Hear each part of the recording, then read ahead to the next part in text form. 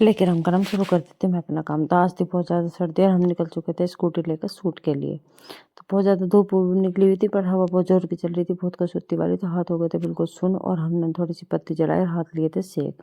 फिर हम पहुंच गए थे शूटिंग वाली जगह पे शोर की काम में। यहाँ पे ये तैयारी में लगे हुए थे अपनी, तब तक हमने एक दो रील बना ली थी।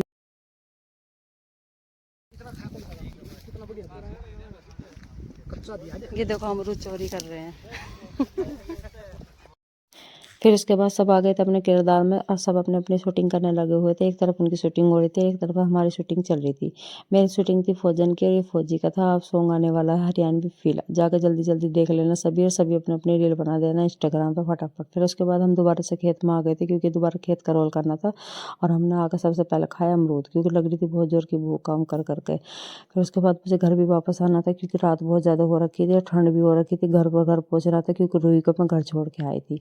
फिर हम रास्ते में आकर देखो तो बहुत भयंकर एक्सीडेंट हो रखा। जो दुल्हन की गाड़ी थी इसके अंदर दुल्हन थी। सबसे बढ़िया बात यह है सारे के सारे जितने भी थे इसके अंदर बिल्कुल सही सेफ निकले थे। थोड़ी बहुत चोट लगी थी पर वैसे ठीक थे। फिर उसके बाद छोटू बोला मुझे तो लग रही है भूख, मैं तो कुछ खाऊंगा। मैं बोली ठीक है चल। तो फिर उसके बाद हम किसी होटल पर आ गए थे। उसके बाद हमने चिली पटेटो खाई क्योंकि हल्का फुल्का ही हमें खाना था, तो ठंड बहुत जोर की लग रही थी। कुछ चटपटा सा बनवाया। फिर उसके बाद हम अपने घर के लिए वापस दोबारा से निकल चुके थे। फिर उसके बाद थोड़ी दूर चले थे। थोड़ी दूर चलने के बाद ही हमारे हाथों की जम गई थी कुल्फी क्योंकि बहुत ज़्यादा ठंड हो रखी थी। रात की ठंड सुबह की ठंड से ज़्यादा लग रही थी।